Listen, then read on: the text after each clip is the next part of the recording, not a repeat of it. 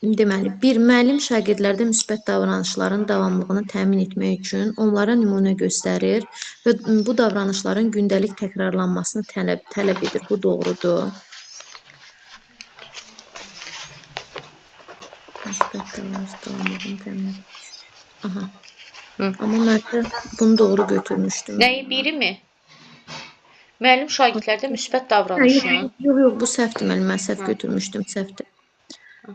Deməli, 2. Müəllim şagirdləri mənəvi seçim tələb edən real həyat hadisələri üzərində düşündürür. Müzakirə zamanı hər bir mövqeyinin ədalət prinsipi ilə əlaqələndirilməsini təşviq edir. Bu da doğrudur. Şəxsiyyətin, bəli, gözü şəxsiyyət formalaşdırır da, ədalətli olmasını, düz deyir. Bəli. Bəli, Sonra düzdür bu. müəllim şagirdlərin iradəli davranış nümayiş etdirməsini önə çəkir. Bu keyfiyyəti daha çox qaydalara əməl etməkdə əlaqələndirir. Bu səhvdir. Bəli. Müəllim şagirdlərə öz davranışlarını, verdikləri qərarları və gələcəkdə hansı insani keyfiyyətləri inkişaf etdirmək istədiklərini dərk etməyə yönəlmiş reflektiv fəaliyyətlər təqdim edir. Bu da doğrudur. Bəli. Müəllim məktəb mühitində qarşılıqlı hörmətə əsaslanan münasibət qurur. Şagirdlərin öz fikirlərini sərbəst ifadə etmələrinə imkan yaradır. Bu da doğrudur. Mən biri seçmişdim. 1-2-4 seçmişdim. Müəllim şagirdlərdə müsbət davranışların davamlılığını təmin etmək üçün onlara nümunə göstərir və bu davranışların gündəlik təkrarlanmasını tələb edir. Bizdən şəxsiyyət nə deməkdir? Mənəvi dəyərlər. Davranışla bağlı deyil də, davranış pozuntusu filan deyil. Amma doğru ifadədir, müəllimə belə Doğru baxın. ifadədir, bəli, amma davranışla bağlı. Aydındır müəllimə. 2, 4, 5 oldu yəni. Bəli. Daha Bir də sonra 12 var məndə. 12. 12, bəli, o bir 12-yə müəllimədə. qədər.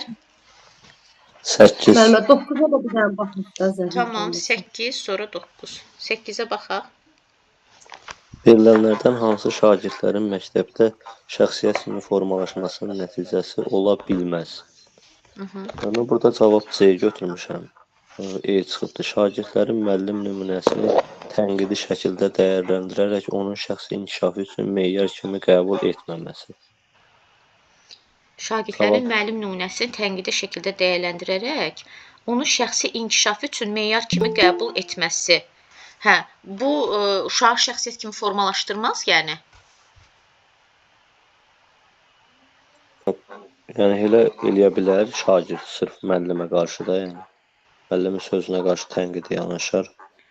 Müəllim nümunəsini tənqidi şəkildə dəyərləndirərək demir ki, müəllimə nəsə qarşı çıxır.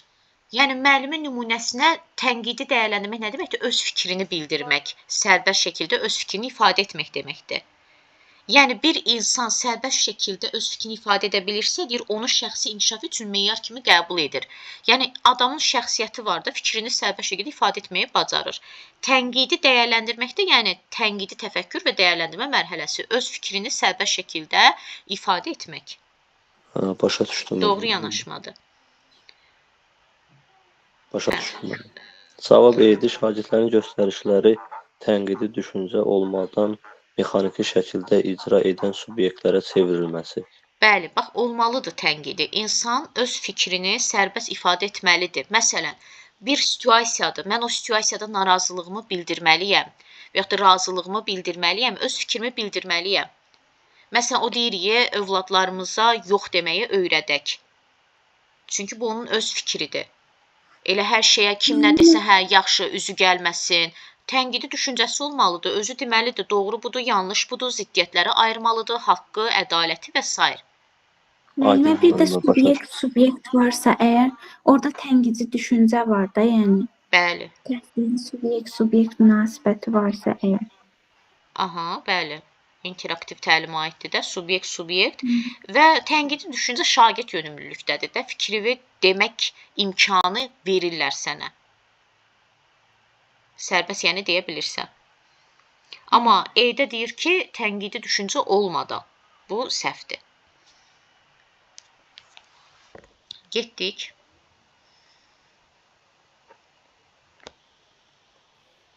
Müəllimə 9-a baxaq da bir dənə. Baxaq. Deyir ki, Məmməd, doğru cavabı seçin. Şəxsiyyətin formalaşdırılması zamanı hansı strategiyanın istifadəsi tövsiyə olunmur? Burada cavab rəqabət mühitini formalaşdırmaq yazıbdır. Ona Hə. görə nəsə, axı şəxsiyyət formalaşması zamanı bir strategiyada istifadə tövsiyə olunmur. Rəqabət Olunmur da. tövsiyə Düz deyir də, rəqabət formalaşdırmaq tövsiyə olunmur. Hə, yaxşı vərdişlər formalaşdırmaq tövsiyə olunur. Bəli. İradə gücü formalaşdırmaq tövsiyə olunur. Mükafatlar tövsiyə olunur. Bəli. Rəqabət tövsiyə olunmur. Bəli, rəqabət tövsiyə olunmur. Başa düşdüm mən. Əslində Rəqabət mən olmur. sualı səhv oxumuşdum. Olunmur, olunur oxumuşdum. Ona görə Hə. indi o diqqətlə oxuyuram ki, orada olunmurdu. Ona görə səhv yazmışam mən. Bəli, Çox siz sağ də olun. Başa düşdüm. buyurun, siz də demisiniz ki, necə yəni bəs biz öyrənmişdik rəqabət olmaz. Ona görə mən inan bayaqda fikirləşirəm ki, bu necə ola bilər ki, mən burada rəqabət axır. Sonra baxıram ki, əksər səhvləri elə edirəm. Yəni sual axıra kimi oxumamış fikrimi və odur mənim səhvim. Diqqətli oxumuram bir də görürsüz. Elə səhvlər çox eləmişəm. Nəysə, getdik. Diqqətli olmaq lazımdır. 12-yə baxaq mən. 12. Aha. Verilmiş strategiyalar ilə onların nəticələri arasında uyğunluğu müəyyən edin. Mən C variantı yazmışdım. Birinci düşünmə vaxtının verilməsi. İkinci müsbət gözlənti, üçüncü də tərbiyədə əks əlaqə.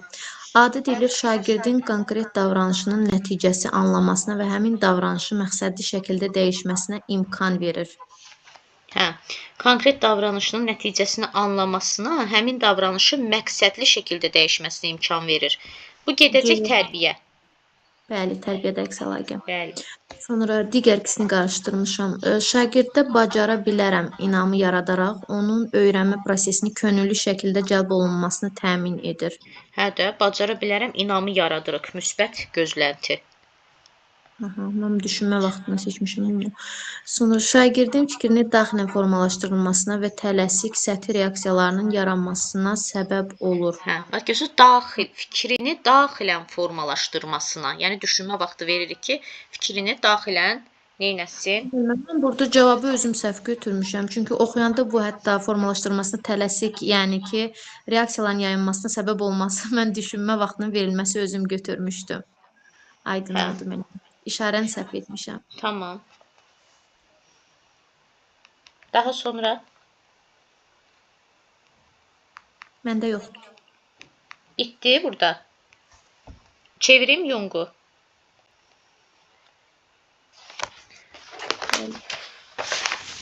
Seyfə Yung 210.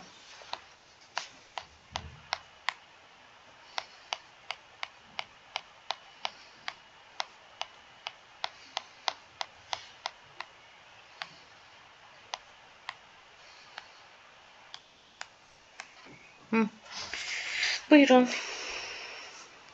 3-ə baxaq mənə. 3-ə baxa bilərik. Neçəyə? 3. 3, hə. Buyurun, 3. Müşahidə edir ki, şagird qrup müzakirələrində nadir hallarda iştirak edir. Buna baxmayaraq mövzunu dərindən təhlil edir. Arqumentlərini əsaslı qurur. O şifahi cavab verməzdən əvvəl düşünməyə ehtiyac duyur. Müəllim bu müşahidəyə əsaslanaraq hansı qərarı versə doğru olar. Mən yazmışdım, yazılı və şifahi fəaliyyətlər arasında balans yaratmaq. Deməli, müəllim nəyə müşahidə elədi? Gördü ki, uşaq müzakirədə nadir hallarda iştirak edir də, ünsiyyət yoxdur yəni. Buna baxmayaraq mövzunu dərindən təhlil edir. Yəni, uşağın mövzunu dərindən təhlil etməsi, bilik, bacarıq var. Prosta, belə deyim də, şifahi şəkildə bunu etmir. Arqumentlərini əsaslı qurur. O şifahi cavab verməzdən əvvəl düşünməyə ehtiyac duyur. Yəni, bunun düşünməyə ehtiyacı var. Buradan bildik ki, bu introvert şəxsiyyət tipidir. Siz yazı və şifahi fəaliyyətlər arasında balans yaratmaq. Yox, yəni göy balans yaratsaq nə olacaq? Bu deyir ki, buna lazımdır ki, şifahi cavab verməzdən əvvəl dərindən düşünsün. Və görürsüz deyir ki, müzakirədə nadir iştirak edir, şifahidə yox, yəni şifahidə iştirak etmir. Məsələn, deyə baxın, düşünmə tələb edən yazılı fəaliyyətlər əsasında təlimi təşkil etmək. Yəni, bu uşağa görə düşünmə tələb edən, çünki bu deyir axı, şifahi cavab verməsinə və düşünməyə ehtiyac duyur və yazılı fəaliyyətlər əsasında. Çünki dedi axı, bu müzakirədə nadir hallarda iştirak edir. Axı biz demişdik, uşaqlar da bizə, necə ki biz eyni mövzunu uşaqlara, belə deyim də, müxtəlif formalarda təqdim edirik, ötürürüksə, uşaqlar da bizə müxtəlif formada təqdim edə bilər, təbii ki, məqsədə uyğun olaraq. Yəni, ola bilər ki, müzakirə mövzusu, nə bilim, dərin arqumentlər tələb edir. Bunu mənə şifahi deməsin, yazılı versin. Əsas odur ki, versin. Aydın oldu? Bəli, müəllimə, çox sağ olun. Bir də 4 Buyurun. oxa bilərik. 4. Bəli. Oxuyun. Müəllim şagirdin dərs zamanı konkret situasiyalarla bağlı tapşırıqlarda fəallıq göstərdiyini, həmin fəaliyyətlərdən nəticə yönümlü işlədiyini müşahidə edir. Ümumi müzakirə və nəzəri izahlar uzandıqda isə onun diqqəti zəifləyir. Bu müşahidəyə əsasən müəllimin doğru pedaqoji qərarı hansı olar? Burada da yazmışdım şagird. Ümumiyyətcə, birinci bunu tapaq da, bu hansı şəxsiyyət tipidir? Bax, konkret situasiyalarda fəallıq göstərir. Amma bu biraz uzananda, müzakirə, nəzəri izahlar uzandıqda onun diqqəti zəifləyir. İntrovert. Ekstravert də konkret situasiyalarda fəallıq göstərir.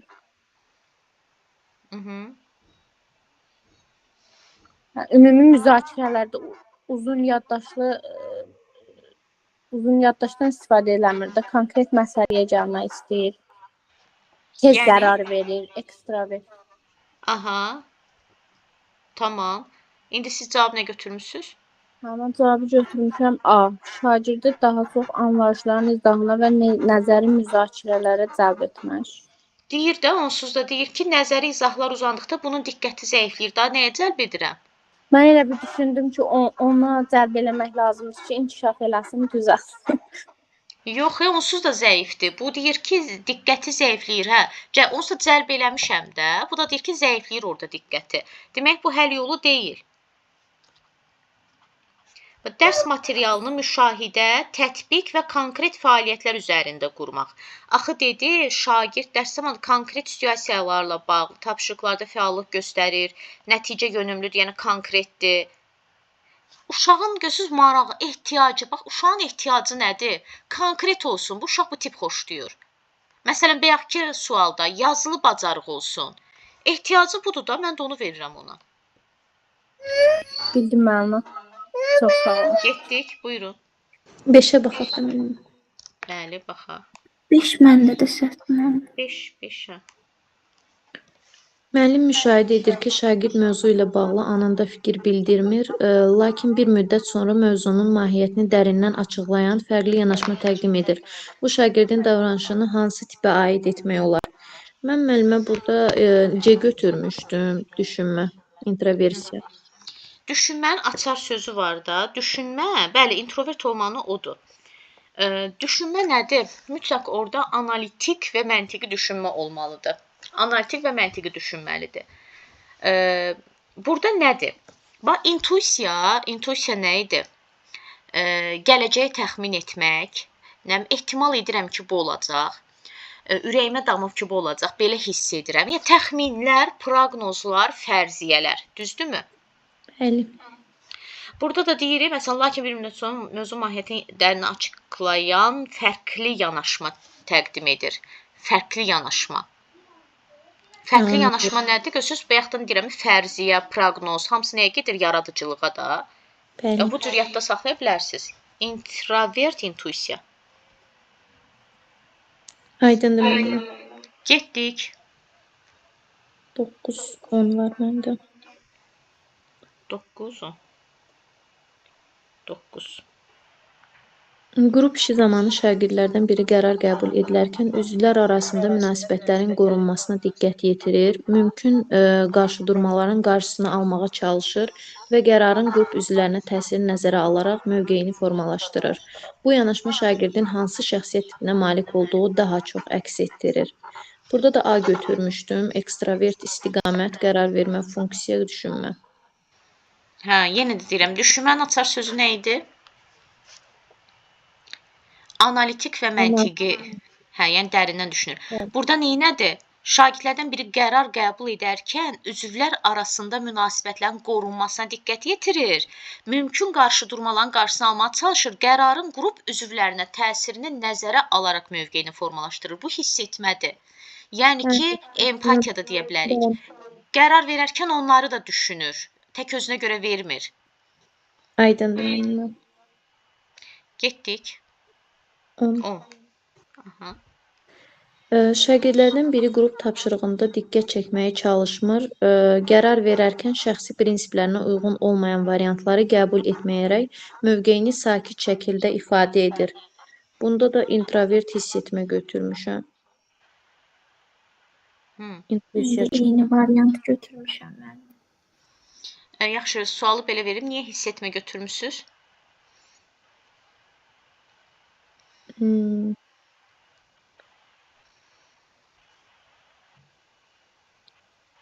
Mən burada introvert bilib özümdən dedim ki, yəqin ki, hiss etmə olar, bilmirdim bunları. PDF oxumamısınız da, əlbəttə atacaqsınız cavabları. Sadəcə müəllimə, yəni onları seçə bilmədim də, ekstravert. Neçə dəfə oxudum, bir-birindən ayıra bilmədim. İmенно burada bu mövqeyini sakit şəkildə ifadə edir cümləsi. Bu mövqeyini sakit şəkildə ifadə edir. Introvert intuisiyadadır. Yəni o cümlə sırf PDF-də o həmin hissədə keçir. Açar sözlər verib də elə bil. Onu tutsaz daha rahat deyə tapmaq. Belə hiss etmə deyil. Hiss etmə dedim də həssas yanaşır, qarşı tərəfi düşünür, onların bir də qərar qəbul etmədə olur ən çox. Qərar qəbul edərkən düşünürsən qarşı tərəfin hisslərini. Aydın. Getdik. Ondan sonra 12. 12. Müəllimin tərs planlaşdırarkən həm ekstravert, həm də introvert şagirdlərin xüsusiyyətlərini nəzərə almaması hansı nəticəyə gətirib çıxara bilər? Mən burada D götürmüşəm. Nəticədə şagirdlər arasında akademik göstəricilərin avtomatik olaraq bərabərləşməsi baş verə bilər. Bizdə həm ekstravert, həm də introvert şagirdlərin xüsusiyyətlərini nəzərə almaması hansı nəticəyə gətirib çıxarır? Nəticədə şagirdlər arasında akademik göstəricilərin avtomatik olaraq bərabərləşməsi baş verə bilər. Almaması. Elə biləm alması. Emin mən öncə neçə dəfədir görəm, siz o mamə şəkilçisi ilə problem yaşayırsınız. Müəllimə.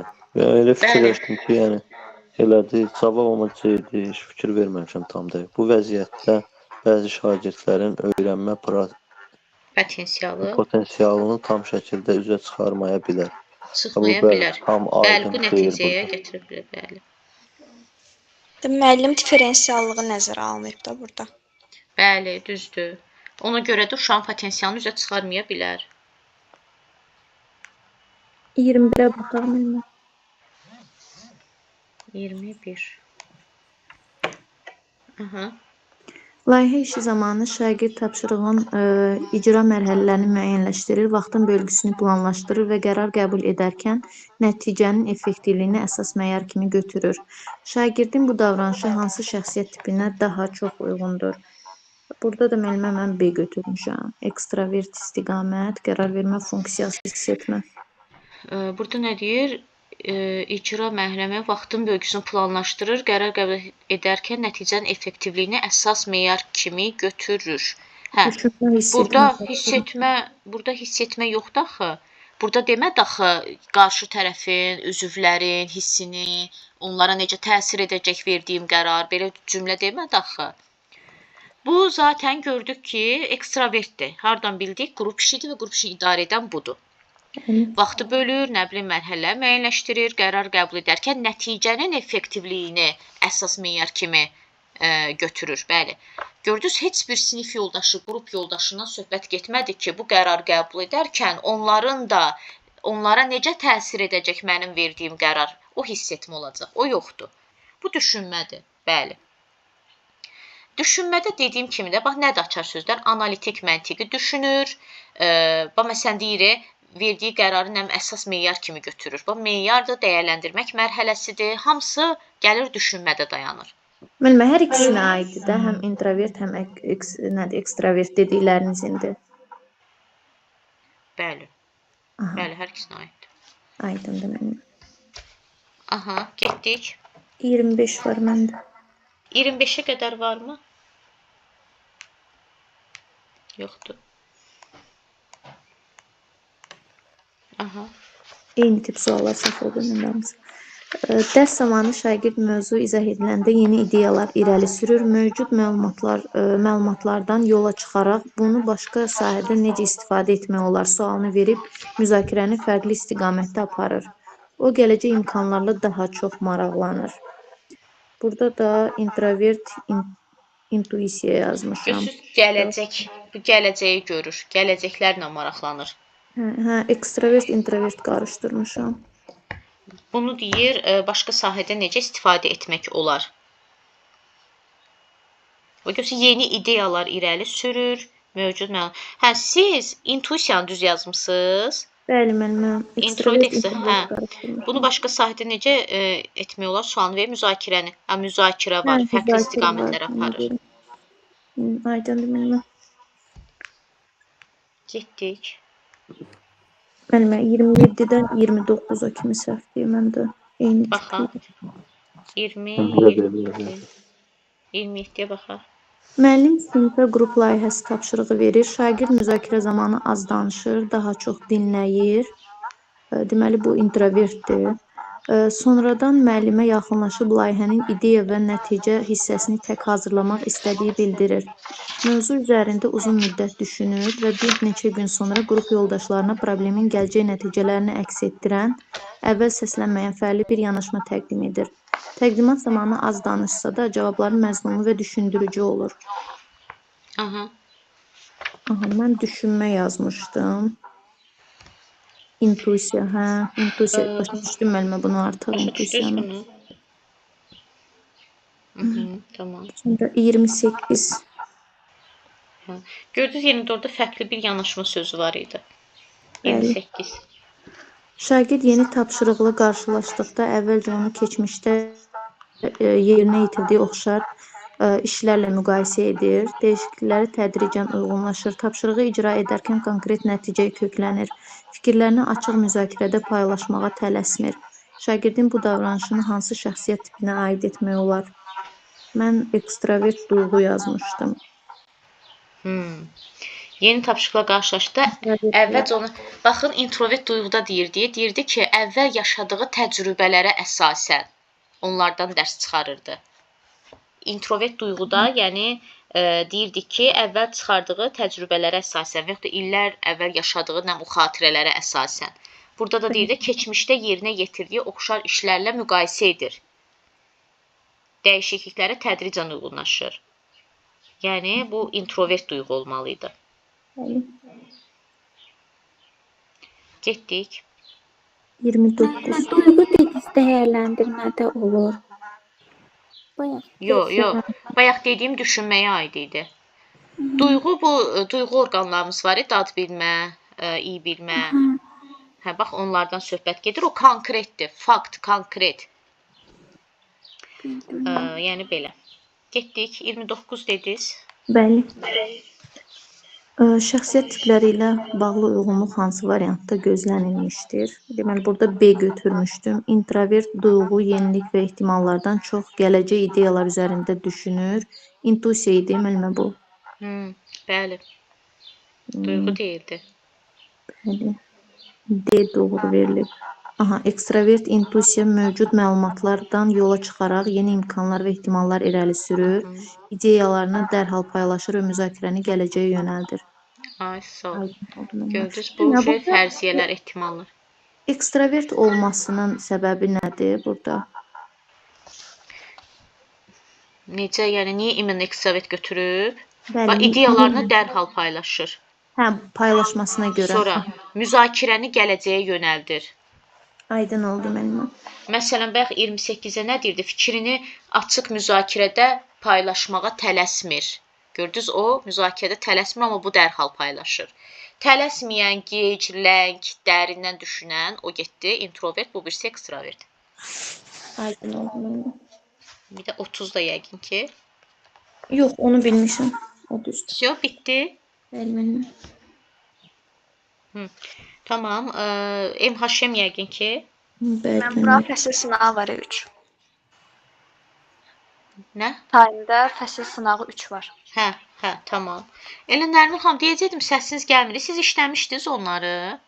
Mən ancaq problemi sınaqda 1-2 dənə sualda onları soruşacağam. Elə? Belə də mövzu testlərində problem olmur. Əla, qəşəng. 235. İxtisas necə gedir? Pis deyil. Olur da adamın yadından çıxır, oturub belə təkrarlayıram. Bəli. Ancaq oxuyuram, başqa işdir. Az qalıb onsuz da. Biraz da səbr eləyin, bitəcək. Sonra darıxacaqsınız bu günlər üçün.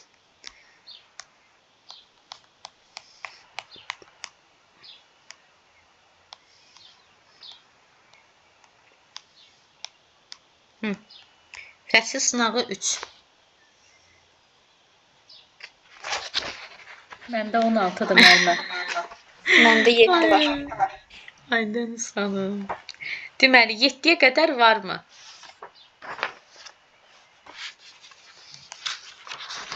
Yeddi, yaxşı. Baxaq. Şagirdlərdən biri dərsdə yüksək fəallıq nümayiş etdirir. Tapşırıqlarda operativ reaksiya verir və liderlik təşəbbüsü göstərir. Lakin tələsik yanaşma səbəbindən cavablarında mütəmadi olaraq məntiqi və ya texniki səhvlər müşahidə olunur. Müəllim bu şagirdin fərdi xüsusiyyətlərini, bu elə bizim keçdiyimizdə də ekstravertdir, qısa müddətli yaddaşdan istifadə tələsik qərar verir. Ona görə də məsələn diqqətsizlikdən səhvləri olur. Müəllim bu şagirdin fərdi xüsusiyyətlərini nəzərə alaraq təlim prosesini daha səmərəli təşkil etmək istəyir. Burada da müəllim bunun qarşısını almaq üçün, yəni bu problemi həll etmək üçün nə etməlidir? Deməli, burada yazıb şagirdin cavab vermə tezliyini müəyyən qədər məhdudlaşdıraraq, niyə məhdudlaşdırsın? Yəni, normal onsuz da düşünmə, gözləmə vaxtı verilir. Nəsə bir şey məhdudlaşdırmaya ehtiyac yoxdur. Bu səhvdir. Şagirdin təşəbbüskarlığını dəstəkləyir, cavab verməzdən əvvəl düşünmə vaxtı verir, özünü qiymətləndirmə bacarıqlarını sistemli şəkildə təlim prosesinə daxil edir. Burada cavab bu verilir. Şagirdin liderlik rolunu tədricən azaldır, yox azaltmamalıdır. Bu da bir səhvdir. Şagirdin səhvlərini dərs zamanı operativ şəkildə göstərir, diqqəti cavabların dəqiqliyinə yönəldərək tələskənliyin qarşısını almağa çalışır. Mən bunu götürdüm. Niyə görə elə fikirləşdim? Dedim, əgər uşağın akademik nəticədə problemi yoxdur, sadəcə tələskən olduğuna görə diqqətsizlikdə problem var.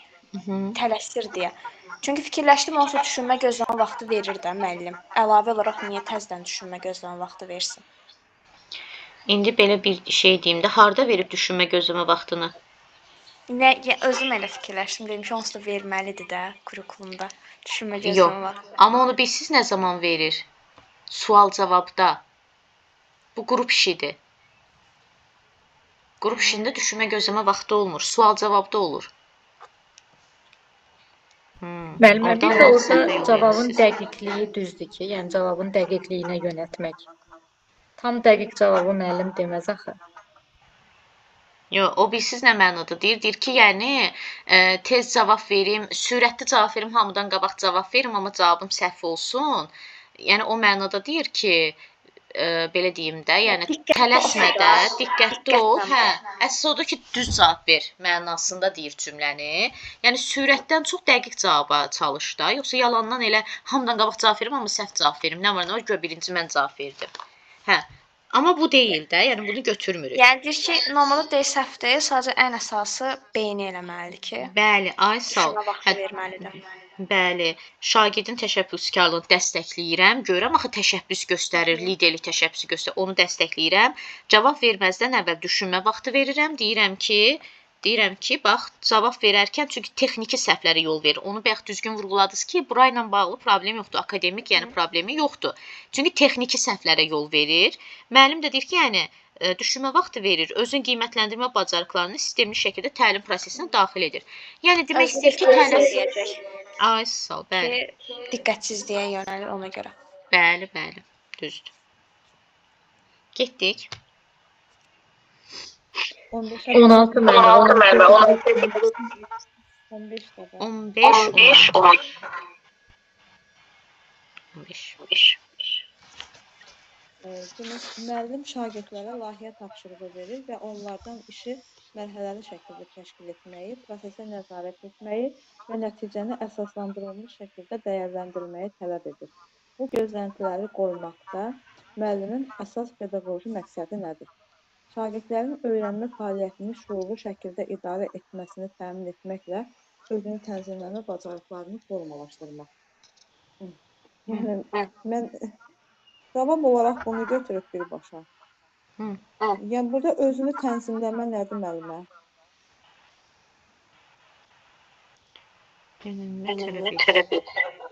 Sizdə məqsəs verir. Deyil müəllimə. Məndə elə.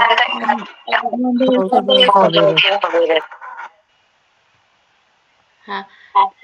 Səsi bağlayın da. Hə. Mən çünki səsim özümə qayıdır. Siz deyirsiniz ki, yəni burada niyə düz götürülüb də? Burada layihə verir. Onlardan işi mərhələli şəkildə təşkil etmək, prosesə nəzarət, yəni layihəni keçirilən prosesə nəzarət, nəticəni əsaslandırılmış şəkildə dəyərləndirmək tələb edir. Müəllimin də pedaqoji məqsədini soruşur, öyrənmə fəaliyyətini şuurlu şəkildə idarə etmək, zaten idarə etməlidirlər də, deyir axı, işi mərhələli şəkildə təşkil elə, prosesə nəzarət et, nəticəni dəyərləndir. Hə, bunu deyir, idarə etməsini təmin etməklə özünün tənzimləmə bacarıqlarını formalaşdırmaq. Çünki layihə işi qrup işidir, qrup işində mən deyə bir şey yoxdur. Biz hamımız bilməliyik ki, biz bir mövqeyə çalışırıq. Yəni, məsələn, 5 nəfərik, 10 nəfərik bir mövqeyə çalışırıq. Özünü tənzimləmə də odur ki, məsəl üçün, nə var idi orada? Məqsəd qoyuruq, məqsədə çatmaq üçün planımızı qururduq, strategiya müəyyənləşdirirdik. Yəni, bu. Metakognitivdə keçən şeyi. Hə, aydındır müəllimə. Siz nə yazmışdınız, onu bir cavab verin. Mən elə yeni yazmışdım. Şagirdlərin fəaliyyəti nəticələrini əvvəlcədən müəyyən olunmuş meyarlarla müqayisə edərək əsaslandırılmış özünü qiymətləndirmə aparmaq bacarığını sistemli şəkildə formalaşdırmaq.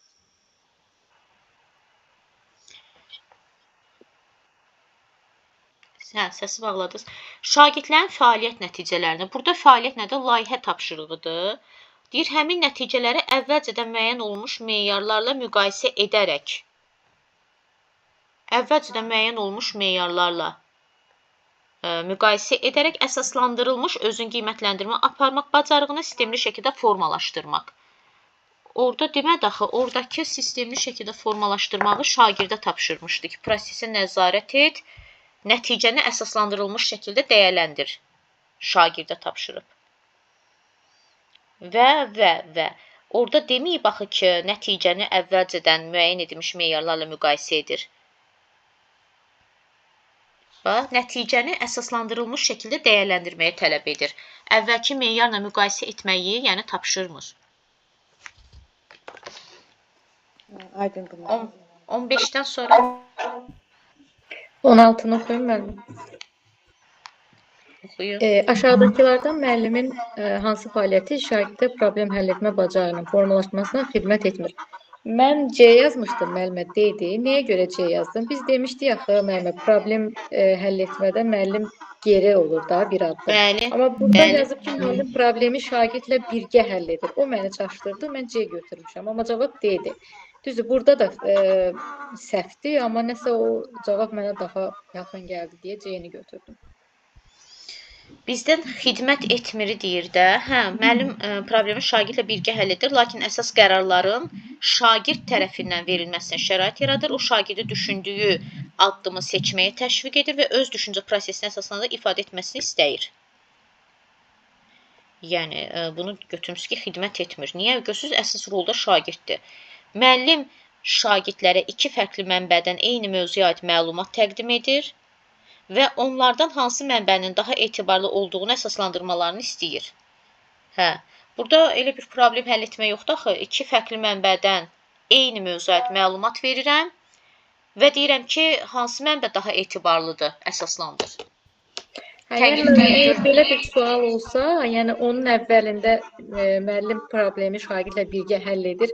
Yəni bunu əsas götürməkdə, bunun sonluğunda var ki, şagirdə şərait yaradır. Bəli. Şagirdə şərait yaradır ki, qərarı şagird verir. Tamam. Daha sonra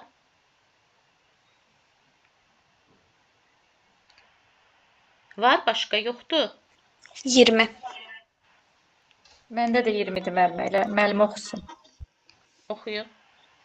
Şagird dərs zamanı yoldaşlarını güldürür və dərsin keçişinə mane olur. Bu zaman müəllimin hansı yanaşması pedaqoji baxımdan daha doğru olar? Şagirdi rəsmi xəbərdarlıq edir və qayda pozuntusunun nəticələrini xatırladır. Dərsin axıcılığını qorumaq üçün şagirdi qısa müddətli fəaliyyətdən kənarlaşdırmamalıdır. Davranışa dərhal reaksiya vermir, vəziyyətin zamanla səngiməsini gözləyir. Davranışın yoldaşlarına təsirini izah edir. Burada cavab deyə çıxmışdı. Davranışın yoldaşlarına təsirini izah edir və enerjinin dərsə uyğun istifadəsini şagirdlə birlikdə müəyyən edir. Mən A yazmışdım bura. Rəsmi xəbərdarlıq bilirsiniz nə deməkdir? Rəsmi sənədlə. Sənədlə. Ucu rəsmi gedir də. Bu ucu töhmət kimi bir şey düşünə bilərsiniz. Neynədir ki, bu yazıq gülüb sadəcə, yoldaşlarını güldürüb. Rəsmi olmasa yazsa ki, xəbərdarlıq edir və qayda pozuntusunun nəticəsini xatırladır. Düz olardı. Bu, bəli, burada düz olardı. Amma rəsmi sözünə görə artıq yanlışdır. Mən deyini götürmədim. Mən deyini ona görə götürmədim ki, müəllimə fikirləşdim ki, bu artıq dərsi pozur da. Dərsdən sonra onunla danışmağın nə mənası var? Ona görə fikirləşdim, mən A-nı götürdüm. Hanı dərsdən sonra danışıb, davranışın yoldaşlarına təsirini izah edir və enerjinin dərsə uyğun istifadəsini şagirdlə birlikdə müəyyən edir. Yəni bunu dərsdə edir də onda o zaman. Bəli, dərsdən sonra yazmayıb ki. Müəllimə. Məsələn, dərsdən sonra E-də yazıb. Dərsdə etməyi vaxt aparır. Dərsdən sonra şagirdlər fərdi söhbət apara bilməz. Dərsdən sonra. Dərsdən sonra fərdi söhbət aparar. İndi yaxşı, bu dərsdən sonraya qədər mən gözləyim ki, bunda bu elə belə davam eləsin bütün dərs. Bu güldürsün o bir uşaqları. Bildim. Mən dərsdə izah etməyə elə bir vaxt apardığımı düşündüm ki, o olmaz. Enerji nədir? Enerjini elə Karl Jung'da keçdik. İntrovert, introversiya enerji və ekstraversiya. İntrovertlərin enerjisi daxili aləmədir, ekstravertlərinki xarici aləmə. Düzdürmü? Burada da deyir ki, davranışın yoldaşlarına təsirini izah edir və enerjinin dərsə uyğun istifadəsini şagirdlə birlikdə müəyyən edir. Bəli, enerji onsuz da bu uşaqları güldürsə ekstravert şəxsiyyət tipidir. Deyir ki, yəni gəl bu enerjini başqa cür yoldaşlarınla bölüş, paylaş da. Onları güldürərək, fikirlərini yayındıraraq yox. Nə bilim, məsələn, birgə fəaliyyət verə bilər. Gözünüz deyir ki, istifadəsini şagirdlə birlikdə müəyyən edir. Ona da maraqlı olsun deyə başına o cür qatıram. Yəni, qoy enerjisini digər yoldaşlarına başqa cür ötürsün. Yoxsa onları güldürərək fikirlərini və yaxud da dərsin gedişinə mane olmasın. D düzdür. O biri cavablar olsa da, məsələn, E-də dərsdən sonra düz deyil. Çünki mən gözləyim ki, bütün dərs boyu bu onları güldürsün. Mən də gözləyim ki, dərsdən sonra danışaram, səhvdir. Davranışa dərhal reaksiya vermir, vəziyyətin zamanla səngiməsini gözləyir. Ha gözlə, bəlkə heç səngiməyəcək. Dərsin axıcılığını qorumaq üçün şagirdi qısa müddətdə fəaliyyəti ümumiyyətlə kənarlaşdırmaq olmaz. Burada da rəsmi sözü səhvdir. Bu da bitdi. Keçək MHŞ-ə. Müəllim, hansı hallarda qeyri-verbal müəllim verməlidir, reaksiya? Bax, burada da qeyri-verbal reaksiya verə bilərdi. Verə bilərdi, əgər yenə də məsəl üçün uşaq əməl eləməsə, növbəti addım indi seçdiyimiz variant da ola bilərdi. İndi verməyib də qeyri-verbal reaksiyanı. Versəydi, amma götürmək olardı.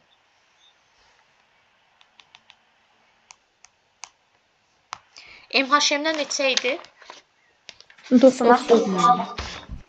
9? Bəli. Tamam.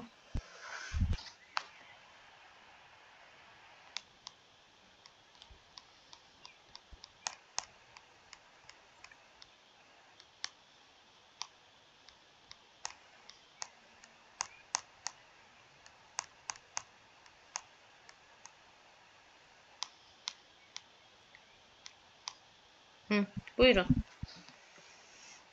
48-ə baxaq mənim. 44 var məndə. 48-ə qədər 44. Aha.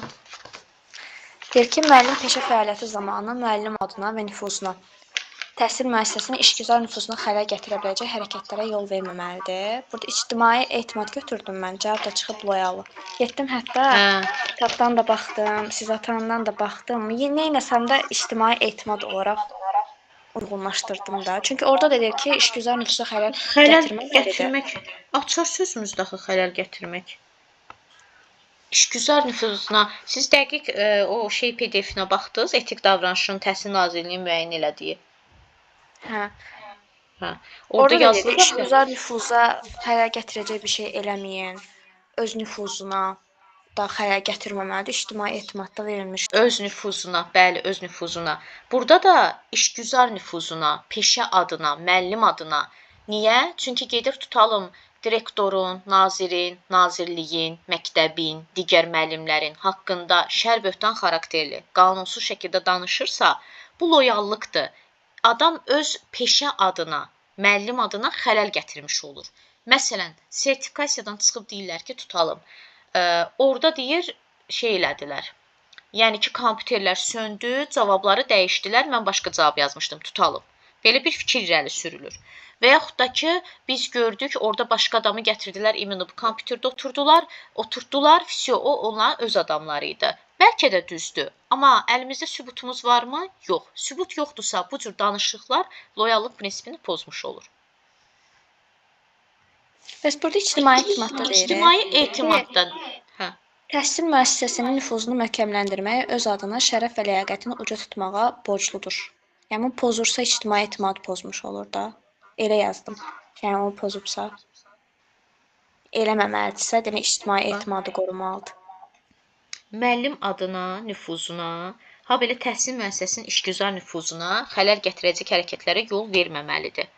Siz də deyirsiniz ki, bu ictimai etimaddır. İctimai etimadda əsasən ictimaiyyətdə öz etimadını qorumalıdır. Bu birisi cəmaatın haqqında şərböhtan xarakterli danışır, bir növ qeybətçil adını gətirir də müəllim adına. O birisindəki söhbət tamam başqadır. Tutalım, videoları yayılıb. Bu da girir, üzr videosu da başlayır ki, çəkir ki, xəbərim olmayıb, mən paylaşmamışam. Məsələn də, niyə ictimaiyyət içində etimadını doğrultsun? Və yaxud da, hətta nümunələr də çəkmişdim ki, bilməm, sizin qrupa bu dərs keçmişəm yoxsa yox. Məsələn, orada belə bir şey var idi. Demişdim, məsələn, 2020-ci illərdə də bu müharibə dönəmində, 44 günlük müharibədə bir neçə dəfə belə bir ictimai etimad pozulmuşdu. Bir direktor, nə bilim, Topçu Vüsala elə bilib ki, erməni üzr videosu paylaşmışdı ki, etimadını doğrultsun. Yoxsa ictimaiyyət qınağına çevrilir. Sonra şeyi çıxartdılar işdən. Haranın icrada işləyirdi qadın, əri bir video paylaşmışdı, canlı atmışdı, içkili vəziyyətdə deyəsən namaz qılanları mı təhqir eləmişdi, neynəmişdisə. Nə olsun ki, səhəri gün üzr videosu çəkdi. Nəticədə hamısını çıxarmışdılar işdən. Nə bilim, qızı harda işləyirdisə oradan, arvad harda işləyirdisə oradan çıxarmışdılar yəni. Çünki ictimaiyyət qınağına çevrilirsən, etimadını da doğrulda bilmirsənsə, oldu ictimai etimad.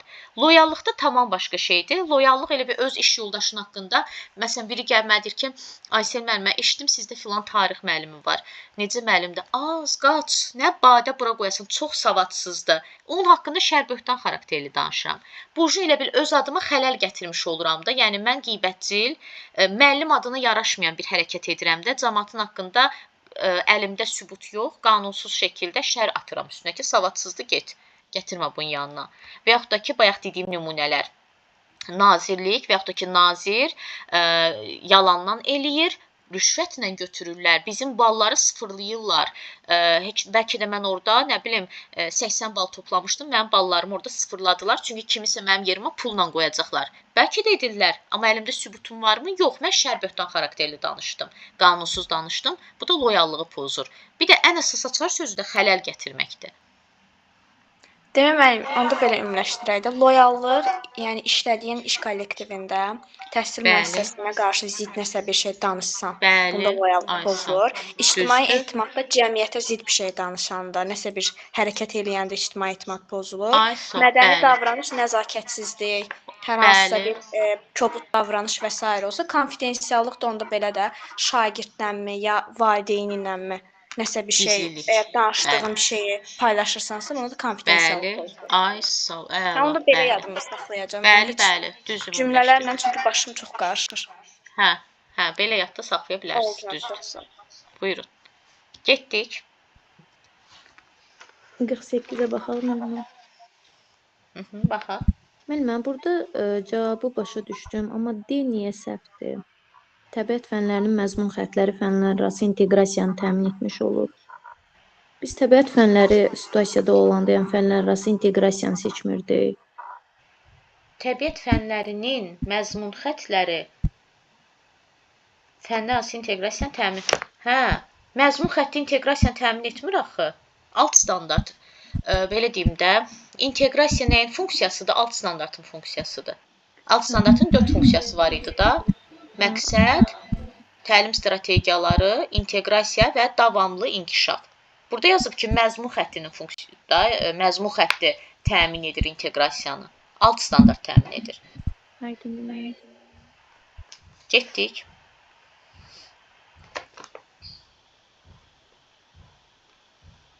%48-dən sonra. Bundan səhvlərim var, amma başa düşmüşəm müəllimə qalan səhvlərim.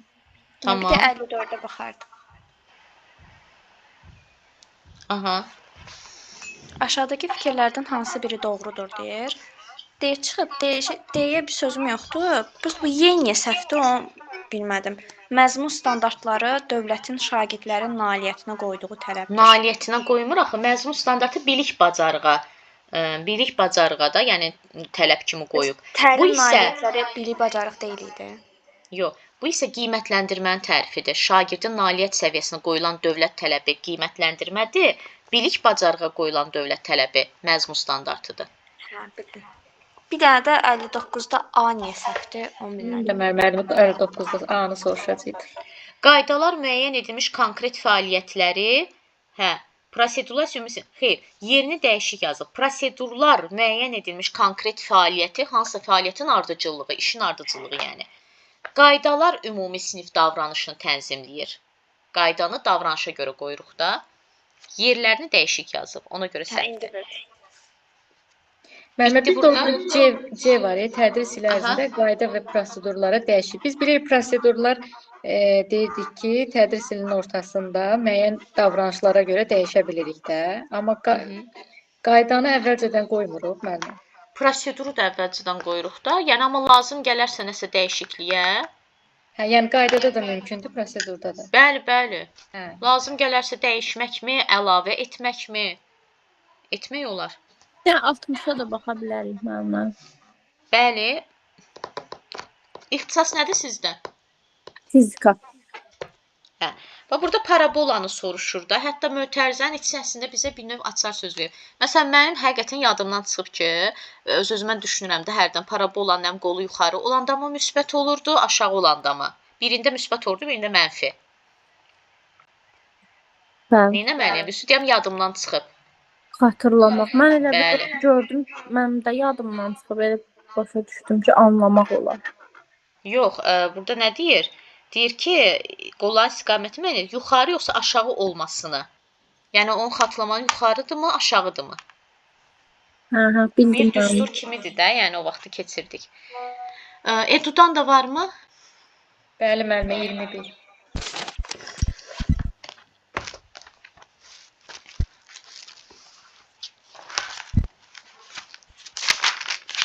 Aha.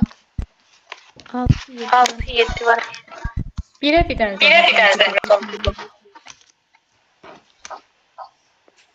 Biri kim dedi? Mən dedim, müəllim. Hə, oxuyun. Tarix müəllimləri dərslərində tarixi şuurun inkişaf etdirilməsi üçün şagirdləri mühüm tarixi hadisələrin baş verdiyi yerlərə aparmaq istəyirlər. Lakin onların yaşadıkları şəhəri tərk etmək həm vaxt, həm də iqtisadi cəhətdən çətin olduğundan başqa tədbirlər təşkil etməyə qərar verirlər. Müəllimə öz məqsədinə çatmaqda kömək etmək üçün aşağıdakı fəaliyyətlərdən hansı ən təsirli olar? Mən B yazmışdım müəllimə ki, yəni gedə bilmirlərsə, hansısa bir sənətli filmə baxa bilərlər. Amma cavab B-dir. Tamam, sənətli filmə də baxa bilərlər. O birisində yazıb ki, rəsmini aça bilər. Bu birisində yazıb teatr tamaşasına baxa bilər. Amma ən təsirlisi özləri oynasa. Onu çünki artıq yaşayırlar, özləri oynayırlar. Həm də ki, tutalım mən D-ni seçsəm filmi, onda teatrda seçmək olar da. Lap deyim ki, rəsmidir, şəkildir. Yəni o tarixi hadisələrin baş verdiyi yerləri görmək istəyirlər deyə mən fikirləşdim ki, bir sənətli filmdə həmin yerlərə baxa bilərlər də. Bu, yəni oynamağı, tarixi hadisəni oynamağı fikirləşmədim də. Yəni dedim ki, yəni bu soruşmur ki, tarixi hadisə haqqında, sadəcə o yerləri fikirləşir də. Ona görə onu götürdüm. Deyir ki, mühüm tarixi hadisələrin baş verdiyi yerlərə aparmaq istəyir. Əsas məsələ buradadır. Mühüm tarixi hadisələrin baş verdiyi yerlər. İndi deyir, yerə gedə bilmirsə, həmin o mühüm tarixi hadisələri özləri rol olaraq, səhnəcik olaraq oynasınlar. Yəni, bu daha təsirli olar. Nəinki oturub onun filminə baxmaq. Tamam, anladım mən. Bir də 5-ə qədər yoxdursa, bir dənə 5-ə də baxardıq da bizə. 5-ə, baxaq. Var müəllimə. Neçə? 2. 2. Oxuyun. Müəllim keçəcəyi bəzi mövzularda real obyektlərdən və modellərdən istifadə etməklə öyrənmədə davamlılığı artırmaq istəyir. Lakin həqiqi əşyaları ölçülərinə görə sinif otağına gətirmək mümkün olmadığından və ya uyğun modellər təqdim olunmadığından şagird öz funksiyalarını yerinə yetirə biləcək müxtəlif materiallar axtarır. Müvafiq olaraq aşağıdakı materiallardan hansının müəllimin istifadə etməsi daha məqsədə uyğun olardı? Müəllimə burada cavab interaktiv videolar çıxıb. İlk olaraq onu düşündüm. Yəni videonun göstərilməsi daha effektiv olar deyə düşündüm. Amma sonra mən həmişə ilk düşündüyüm düz üçün çıxır. Daha sonra isə düşündüm ki, yəni əgər şəkilləri göstərilsə, dərsin əvvəlindən sonuna kimi həmin şəkillər gözümüzün önündə, divar rəsmləri də, yəni gözümüzün önündə olacaq. Biz həmin obyektləri daha yaxşı, yəni biləcəkdə mövzunu daha yaxşı bilmiş olacaq. Ona görə divar rəsmləri götürmüşdüm. Yəni, necə ki, bayaqki cavabların içində ən effektli dediyi özü oynasın. Görsə, orada da video vardı, şəkildə var idi, bir də özünün oynaması var idi. Təbii ki, onun içində ən effektivi insanın özünün oynamasıdır. Burada da fikir versir, rəsm, divar rəsmləri nə qədər bir-birinə oxşayan cavablardır. Əyani və saat onsuz da gətirə bilmir. Yazılı material ümumiyyətlə ən aşağı səviyyədə, belə deyək. İçlərində ən, belə deyək də, tutarlısı videodur, interaktiv videolar. Müəllimə həm də burada rəsmlər deyəndə elə divar rəsmləri də nəzərdə tutulur da. Yəqin ki, çaşdırmaq üçün elə verir. Bəli. 5. 4 müəllimə. 4. 11-ci sinifdə oxuyan Dəniz məktəbdə qazandığı bacarıqlardan istifadə edərək anasının gənclik illərində geyindiyi paltarı özü geyinə bilməsi üçün tikdi. Şagirdin bu fəaliyyəti onda formalaşan psixomotor taksonomiyanın hansı mərhələsinin göstəricisidir? Mən C Təbiqləşmə yazmışsınız. Dəqiqlik. Mən də burada C yazmışdım müəllimə. Dəqiqliyin açar sözü hanı burada?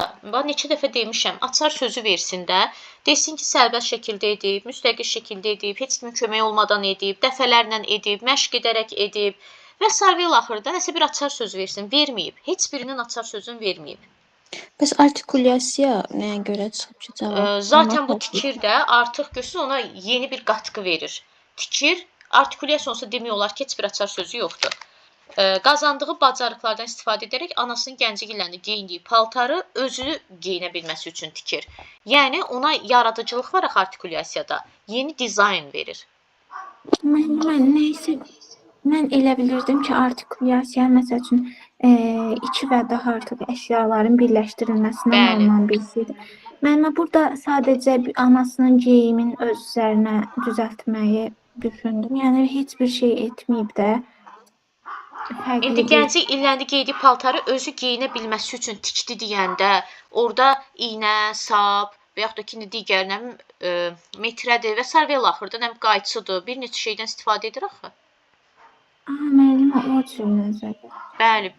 Məsələn, və yaxud da deyirəm, çərpələk düzəldir, artikulyasiya götürürük. Yəni bir neçə şeydən istifadə edir. Biraz da dəyişiklik eləyir. Bəli, dediyim kimi dizayn da verir, yaradıcılıq var, o da artikulyasiyadır. Hə, bir də artikulyasiyanın bir dənə də açar sözü var ki, indi bura aid deyil, amma ümumiyyətcə deyirəm. Məsələn, bir şeyi eyni anda, eyni zamanda edir. Bir neçə şeydə, yəni eyni anda, eyni zamanda edirsə, o da artikulyasiyadır. Getdik. 5. 5-də müəllimə bir dənə 2 məni narahat elədi ki, şagirdlər öyrənmə məqsədlərinə nə dərəcədə nail olublar. Nailiyyəti ölçmür müəllimə. Bu niyə summativ deyil? Yox. Niyə? Hanı nailiyyət? Məqsəd, öyrənmə məqsədi dərsin məqsədidir. Dərsin məqsədinə nə dərəcədə nail olublar? Bunu mən dərsin sonunda bilirəm, Bu refleksiyada. formativdir, hə? Bəli, bəli, bəli. Mənə demir ki, nailiyyəti ölçüb. Məqsəd hər zaman formativdə olur, da elə. Bəli, bəli, məqsəd formativdədir. Dərsin məqsədi və ya da öyrənmə məqsədi. 6-7-yə baxaq mənim. 6-ya baxaq. 2 Hə, ölkənin 6-cı sualda problem var. Hə, müəllimə Problemli sual. problemli sualdır deyəsən. Bəli, bəli, problemli sualdır. baxmayaq onda məndən. Yox, baxmayaq. Aha. Cavab deyəsən etibarlıq çıxıb, amma etibarlıq deyil də. Yəni orada uzaq başı götürsək uyğunluq demək olar. Mən şəffaflıq götürmüşdüm ona. Hə. Səs eko verir. Dediyim kimi problemli sualdır. Hə. A götürmüşdüm. Biraz uyğunluq uyğun gələr, amma etibarlıq qəti əlaqəsi yoxdur.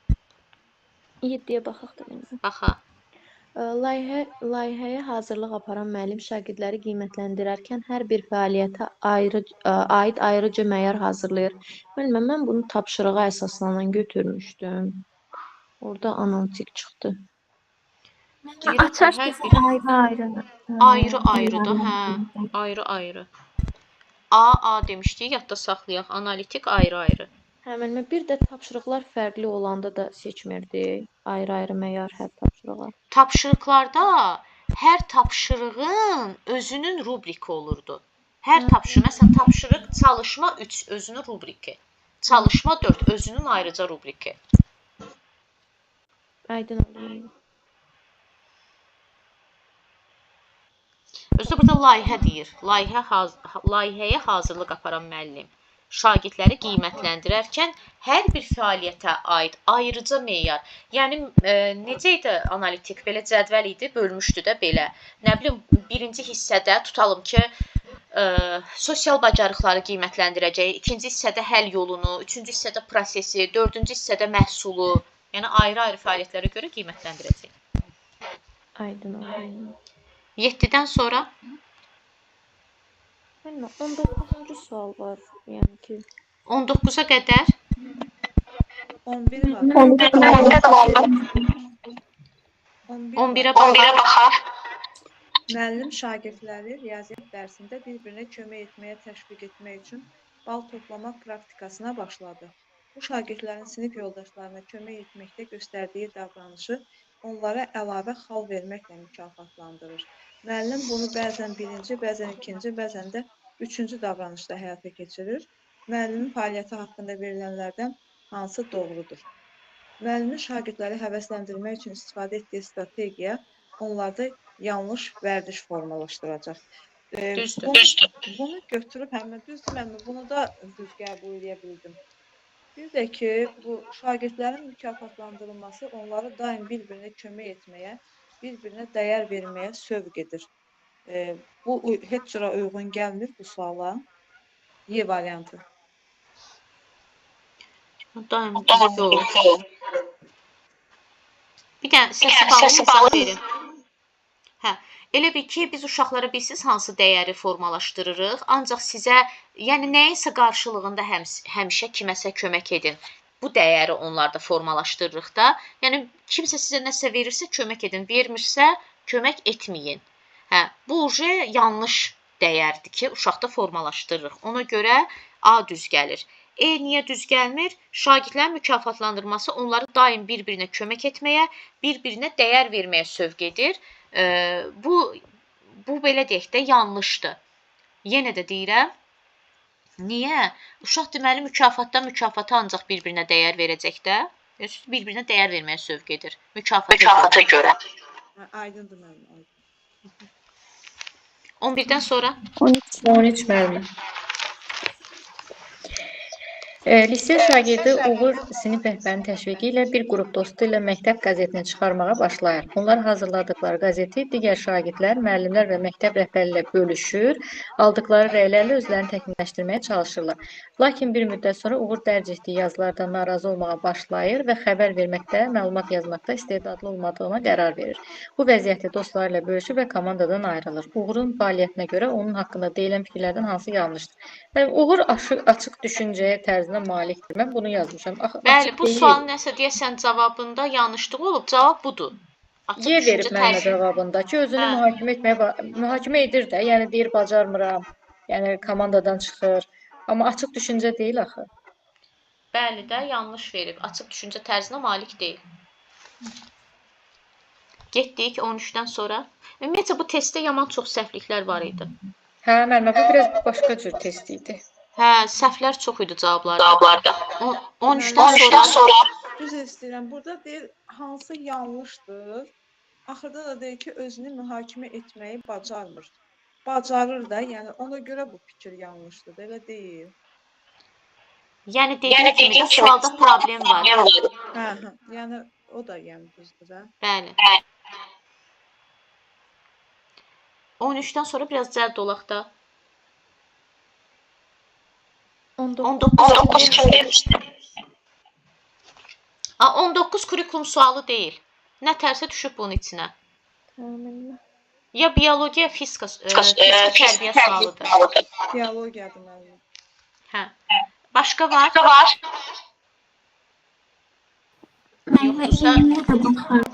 Oxuyaq. İnsanlar dil öyrənmək qabiliyyəti və bioloji dil öyrənmə proqramı ilə doğulur. Fikrini nümunələrlə izah edin. Bizə burada lazım olan söz fikrini nümunələrlə izah et. Buydu. Heç o cümlə bizə lazım deyil. Bəli. Nümunə gətirmək, izah etmək, şərh etmək bunlar anlamaq. Yəqin mən səhv yoxlamışam müəllimə. Bəli, səhv yoxlamısınız. Çünki cavab anlamaqdır. Deməli, nə keçirdik biz? Sinfin idarə edilməsi idi də deyirsən. Sinfin idarə edilməsi, hə.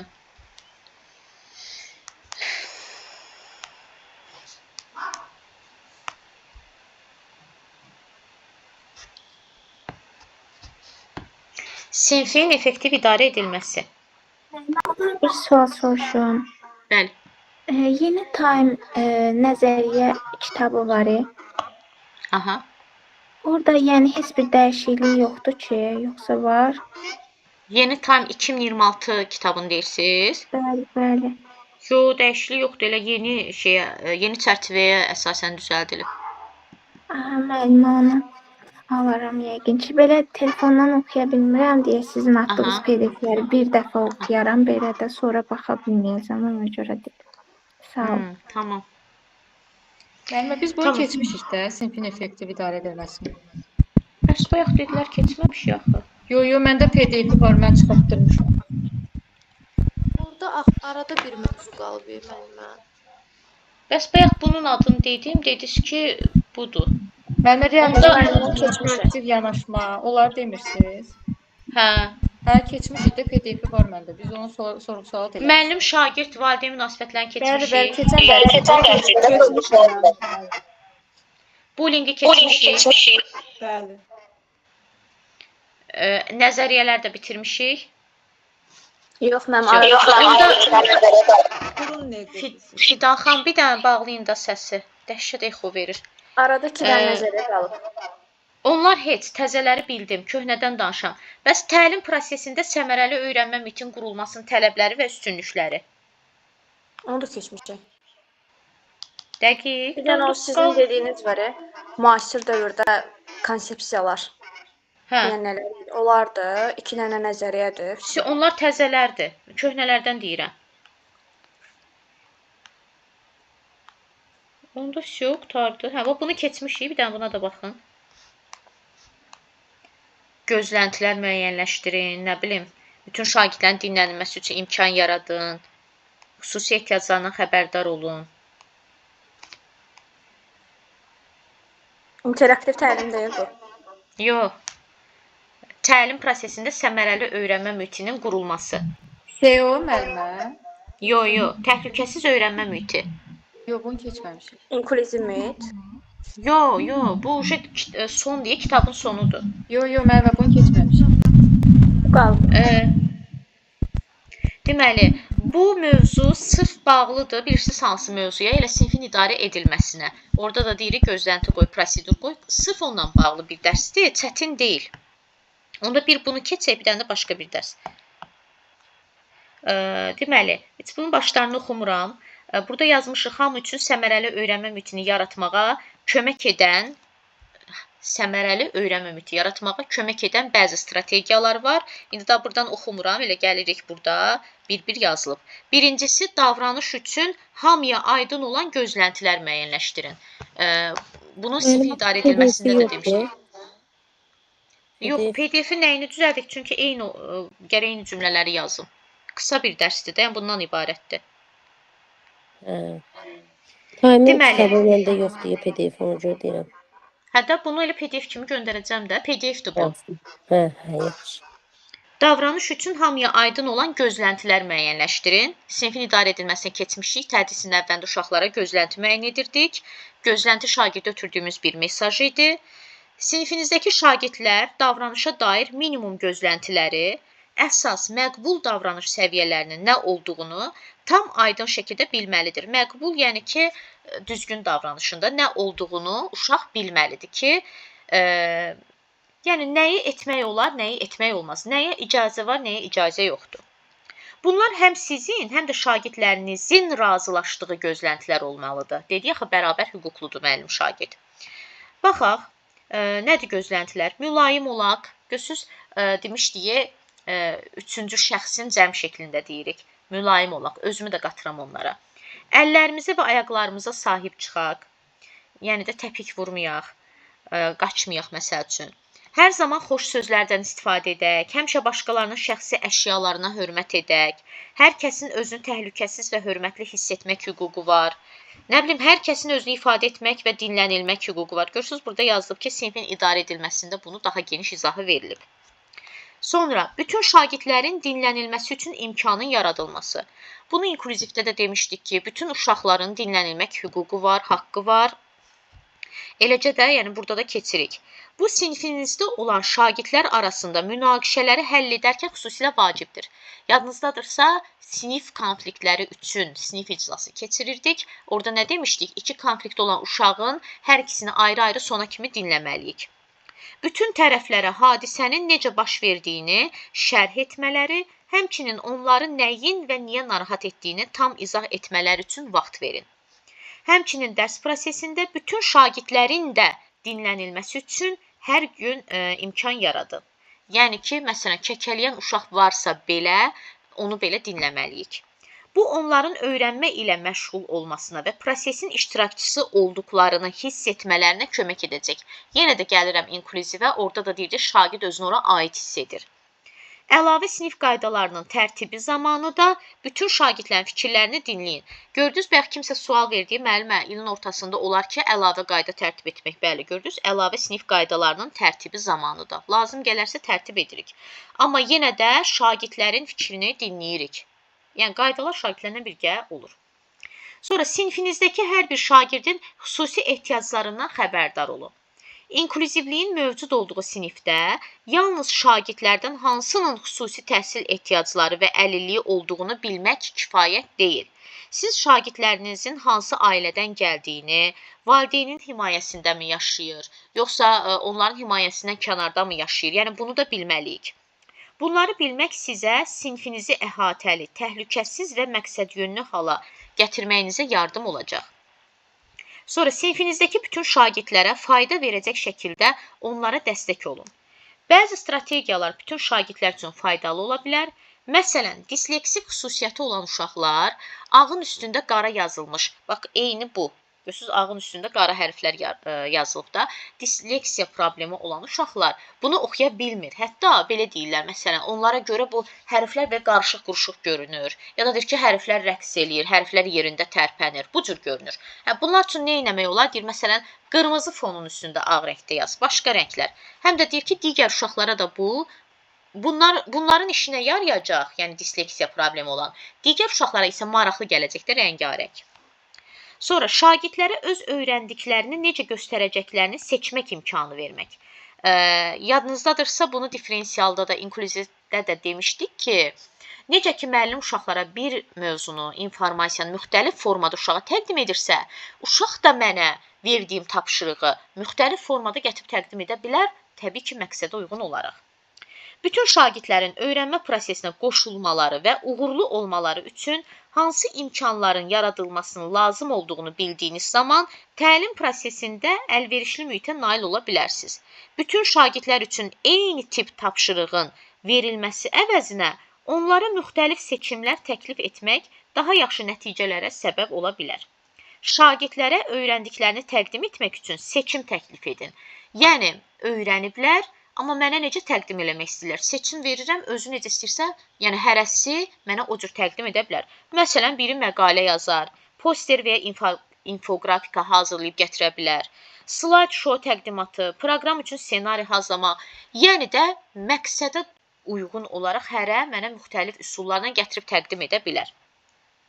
Əlbəttə ki, siz kifayət qədər resurs və dəstək təmin etməlisiniz uşaqlara, şagirdlərə seçim vermək onları ruhlandırır, bu mühiti əlverişli edir, çünki öyrənmə və uğur əldə etmək üçün bərabər imkanlar yaradır. Daha sonra bir şagirdin inkişafının digəri ilə müqayisə edilməsi yol verilməsi haldır. Şəxsi inkişaf əsasdır. Bunu hər dəfə deyirik, yəni uşağı başqa bir uşaqla müqayisə eləmək olmaz. Bu, rəqabəti stimullaşdırır. Rəqabət olan sinifdə də bir növ bullying də ola bilər. Bir uşağın digər uşağa qarşı ikrah, paxıllıq hissi də ola bilər. Yəni, uşaqlara bildirməliyik ki, özünü əvvəlki vəziyyətinlə müqayisə elə. Nə bilim, əvvəlki həftə ilə, əvvəlki ay ilə müqayisə elə. Bu da belə. Sonra şagirdlərə gözləmə düşünmə vaxtı verin. Bunu da keçmişdik inklüzivdə ki, bəzi uşaqlar qavrama qabiliyyəti zəif olur, bəziləri aktiv olur. Müəllim sual cavab edərkən aktivlər tez cavab verir, 2 dəfə, 3 dəfə, 5 dəfə. Qavrama qabiliyyəti zəif, hələ o sualı beynində oturdası, onu düşünəsi, bu birlər tez cavab verir deyə onlar qapalı düşüncəyə düşür, həvəsdən düşür ki, əşi, yenə bunlar cavab verəcək və qapalı düşüncəyə düşür. Buna görə də sinifdəki bərabər hüquqluluq və belə deyim də ədalətlik prinsipini təmin etmək üçün nə edirdik? Şagirdlərə düşünmə, gözləmə vaxtı verirdik, maksimum 1 dəqiqəyə qədər verə bilərik. Sonra sinifdə edilən səhvlərə düzgün münasibət göstərin. Yəni, belə deyim də, səhv etmək, belə deyək də, artıq ayıb deyil. Öyrənmənin bir qoludur. Səhv edərək öyrənirik. Bu münasibəti uşaqlarda dəyişməliyik ki, ay uşaqlar, səhv etməkdən qorxmayın. Asan tapşırıqlara qaçmayın ki, ay birdən səhv eləyərəm. Risk edin, gedin çətin tapşırıqları edin. Səhv olacaq, öyrənəcəksiniz. Səhvinizdən yeni bir şey öyrənəcəksiniz. Yəni, bunu uşaqlara çatdırmalıyıq. Bu belə, bu çətin dərs deyil. Zaten digər dərslər bunun içində birləşib. Başqa mən bugün sizə nə keçim ki, çətin gəlməsin. Rogersi keçim, Rogers nəzəriyyəsi. Çünki Brunner çox uzundur. Step partaların düzülüşü falan, o da qalıb. Əslində bu kitabda çıxarıblar. Mən belə şifahi şəkildə deyim. Sinif mühitində avadanlıqların düzülüşü təzədə çıxarıblar. Necə olur avadanlıq, yəni mebel və sarvel axır? Deyir ki, ümumiyyətlə, birinci sinifdə işıqlandırma elə olmalıdır ki, məsələn, o zamkayn eləyirik, yanır, sönür. Bu olmaz. Tutalım ki, elə olanda uşağın başı ağrıyır, bir də gözü də ağrıyır. Bu elə böyük insana da mənfi təsirdir. Və yaxud işıq zəif olanda, və yaxud o ağ işıq, sarı işıq, bunların önəmi çoxdur. Sonra, məsələn, deyir ki, müəllim sinif, hamıdan qabaq müəllim gəlməlidir də sinifə. Gələn kimi mütləq sinifi havalandırmalıdır. Hətta qış fəsli olsa belə, hər tənəffüsdə o pəncərə bir 5 dəqiqəlik açılmalıdır. Niyə? Çünki sinifdə bu qədər uşaq var, oksigen azalır sinifdə. Tez-tez sinifə hava daxil etməliyik. Çünki sinifdə oksigen azaldıqca baş ağrısı olur və uşaqlar bir neçə saat eyni sinifdə olurlar da, yəni və bu artıq uşaqda baş ağrısı yaradır. Sonra orada nə var idi? Uşaqların təhlükəsizliyini təmin eləmək. Məsələn, sinifdə açıq naqillər var, toklar. Onları aradan qaldırmalıyıq, düzəltdirməliyik. Bir də partaların düzülüşü 4 cür olur. Ənənəvi parta düzülüşü bildiyimizdə normal, hamının üzü lövhəyə. Ən çox da bir bütün siniflə iş formasında istifadə olunur. Bir də summativ, imtahan tipli, yəni imtahanlar ənənəvi parta düzülüşündə olur. Sonra var U şəklində. Deməli, U şəklində parta düzülüşü at nalı formasında düşünə bilərsiniz. Bu zaman düşündür, uşaqlar bir-biri ilə nə olur? Üzbəüz olur, qarşılıqlı göz təması. Hətta burada belə bir şey var ki, müəllimin hərəkəti burada daha rahat olur. Çünki o U-nun içində müəllim belə rahatlıqla gəzir və müəllimin səs paylanması, yəni uşağın biri arxada, biri qabaqda deyil də. Müəllim yəni nəyi ötürürsə, elə bu U-nun içində gəzərək hamıya bərabər şəkildə paylanır. Ay nə bilim, mən arxada oturmuşdum, müəllimi eşitmədim. Belə bir söhbətlər olmur. Sonra var dəyirmi masa düzülüşü. Deyir, ola bilər sinifdə dəyirmi masa yoxdur, amma partaları dəyirmi masa kimi düzmək olar. Bu da daha çox müzakirə üsullarında istifadə edilə bilər. Yenə də uşaqlarda göz təması olur. Bir də var qrup işi parta düzülüşü. 2 partanı bir-birinə birləşdiririk. Yəni 4-5 nəfər o partanın belə deyək də ətrafında oturur. Təbii ki, bunu da ancaq qrup işlərində istifadə edirik. Mütləq partalar ancaq qrup işi formasında qalmalıdır deyə bir şey yoxdur. Ənənəvi formada qalır. Lazım gəldikcə o partaların düzülüşünü dəyişirik. Belə. Yəni ki, o dərs bu boydaydı. O balaca bir mövzuydu. Amma çıxarıblar proqramdan. Amma yenə də istəsiz göndərərəm onda PDF-ini. Sonra nəyə keçəcəkdim? Rogersi. Amma Rogers sertifikasiya müəllimlərinə lazım deyil. Burcu miqçilərə lazımdır. Təzə əlavə olunub Carl Rogersin şəxsiyyət yönümlü yanaşması. Görürsünüz, şəxsiyyət. Zaten kurikuluma başlayandan elə deyirik ki, şagirdi şəxsiyyət kimi böyüt, şəxsiyyət kimi yetişdir. Çünki sən cəmiyyətə bir şəxsiyyət yetişdirməlisən və s. və ilaxır. Və yaxud da cəza olmaz, döymək olmaz, təhqir olmaz. Çünki bu uşağın şəxsiyyətini alçatmaq deməkdir. Neynəməliyik? Dəstəkləyici mühit yaratmalıyıq. İndi baxaq bu nə deyir. Carl Rogersin şəxsiyyət yönümlü, yəni humanist yanaşması haqqında bu yanaşmanın əsas mahiyyəti nədir? Əsas fəlsəfəsi insan azad və yaradıcı varlıqdır.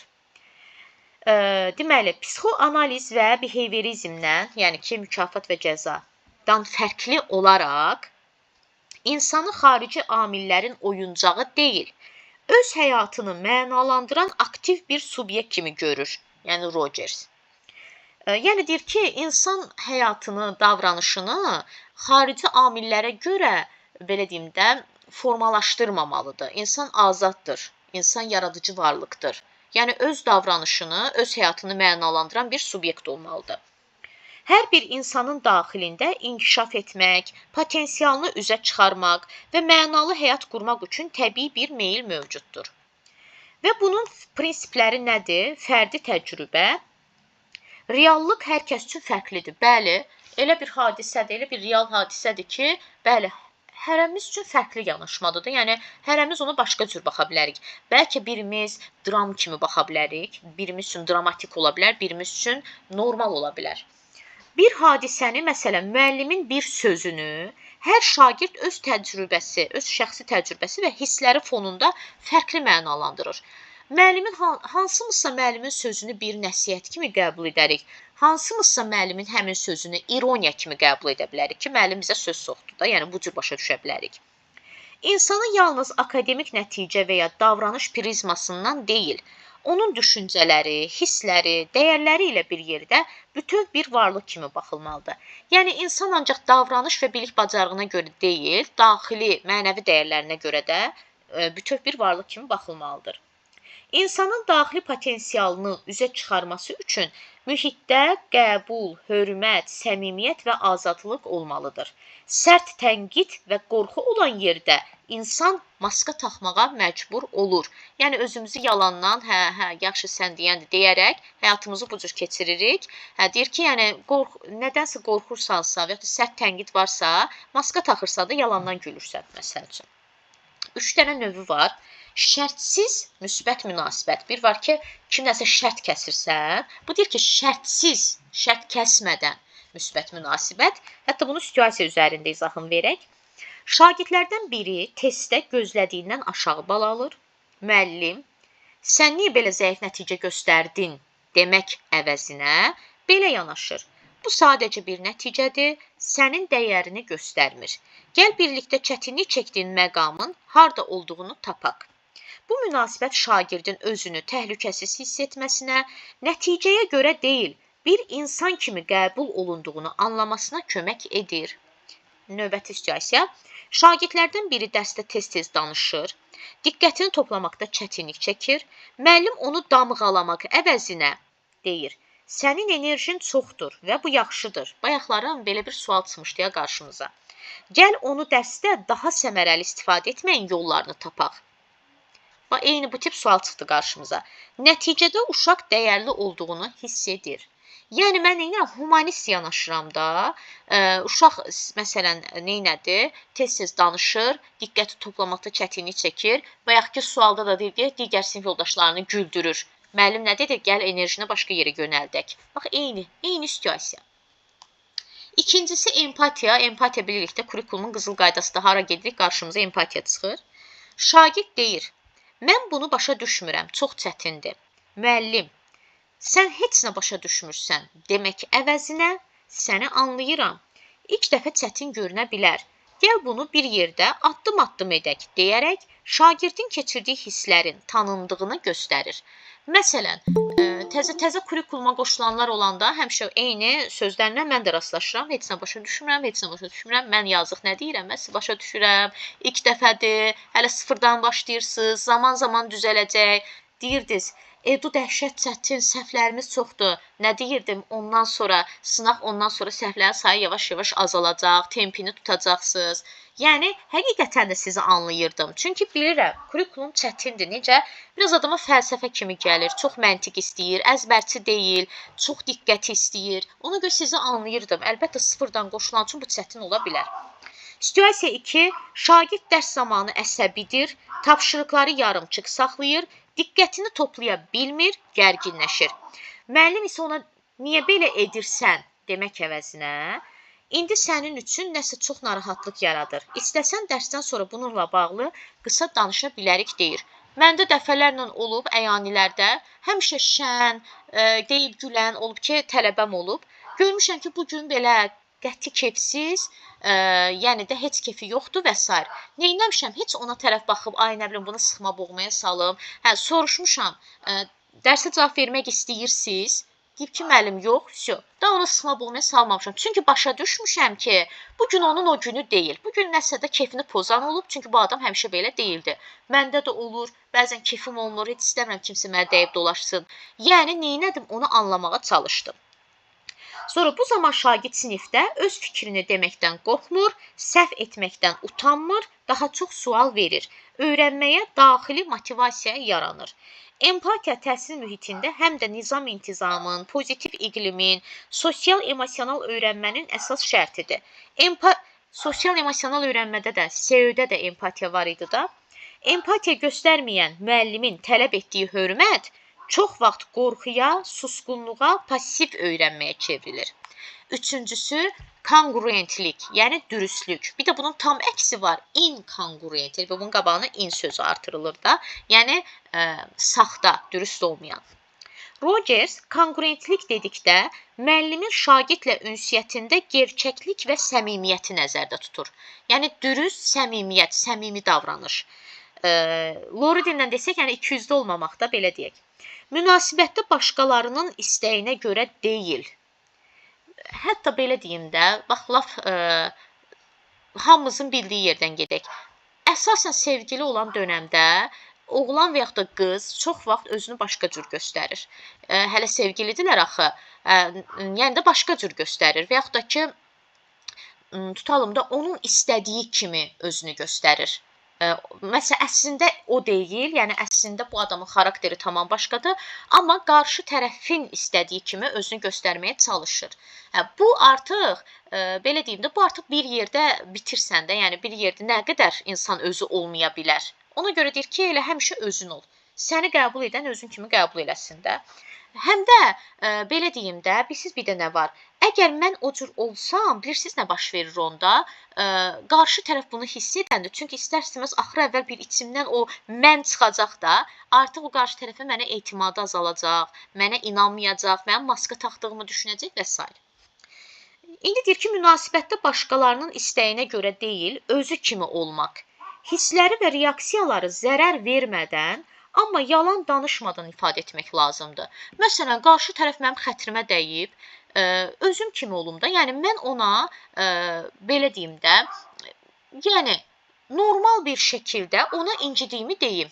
Yoxsa yalandan, yəni onun istədiyi kimi, yo, narahat olma, xətrimə dəymədi, amma içimdə o axı böyüyür, o tumurcuqlanır, böyüyür, hikkə yaranır.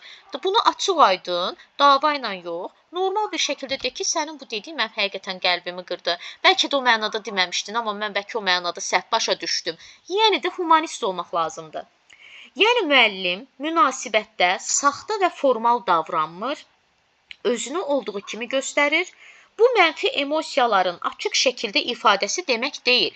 Müəllim onları şagirdi incitmədən peşəkar və hörmətli şəkildə idarə edir. Məsələn, şagird dərsdə sinif yoldaşına qarşı kobud davranır.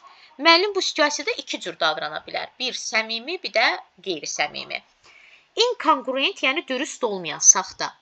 Müəllim daxilən əsəbləşir, hikkə keçirir, əsəbindən partlayır, amma gülümsəyib sanki heç nə olmamış kimi davranır uşağa, sonra sinifdən kənarda şagirdə qarşı aqressiv olur.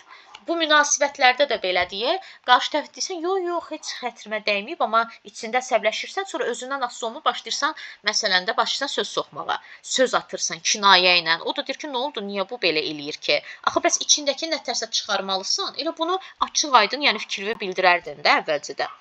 Və ya onu gizlicə cəzalandırır. Şagird onun daxilən narahat olduğunu hiss edir, amma üzündə başqa, davranışında başqa hal görür, bu nətərsə səhv düşüb. Münasibətdə etimad azalır. Bir sözlə, uşağın müəllimə güvəni, etimadı azalır ki, yəni bu mənə qarşı başqa cürdür, yəni üzümə başqa cürdür, davranışında mənə başqa cür hərəkət edir. Kongruent nədir? Dürüst olan. Müəllim real hissini peşəkar şəkildə ifadə edir. Və yaxud axı dedik, şagird sinif yoldaşına qarşı kobud davranır. İndi görək müəllim nə deyir? Sənin bu davranışın məni və yoldaşını narahat edir. Mən istəyirəm ki, bu sinifdə bir-birimizə hörmətlə yanaşaq.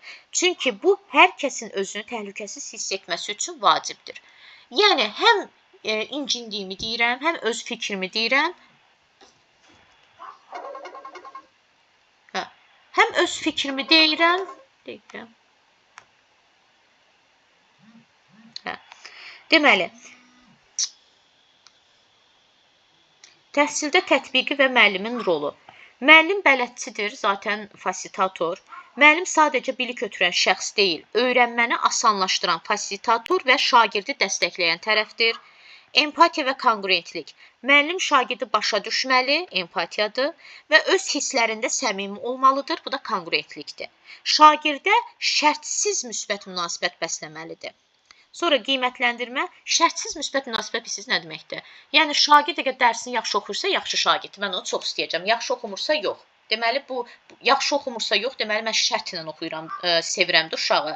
Yaxşı oxuyursa sevəcəm, yaxşı oxumursa, yox. Deməli, şərt kəsirəm də. Deyir, yəni, şərtsiz müsbət münasibət.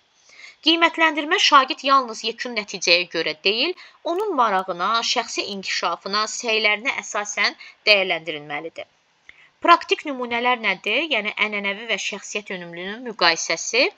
Səhvi münasibət. Deməli, ənənəvi yanaşma səhvi zəiflik sayırsa, Rogers yanaşması səhvi öyrənmənin bir hissəsi kimi qəbul edir. Sonra dəstək. Şagird həyəcanlananda və ya çətinlik çəkəndə müəllim onu tənqid etmək əvəzinə hisslərini anladığını bildirir və kiçik addımlarla ona uğur qazandıraraq özünə inamı bərpa edir. Müqayisə şagirdi başqaları ilə deyil, başqaları ilə müqayisə ənənəviyə aiddir. Yalnız öz əvvəlki vəziyyəti ilə müqayisə etmək fərdi inkişaf tempinə hörmət, yəni əsasdır. Belə, burada da testləri var, bunu da işləyərsiniz. Kitabdakı testlərini də işləyəcəksiniz. Rogersin səhifə 228-dədir. Bir də nəyə keçdik? Təlim prosesində səmərəli öyrənmə metodu 250-dədir. MHM-dən növbəti MHM-dən neçədir? 10 müəllim. Onu işləməmişik. Edudan da 22.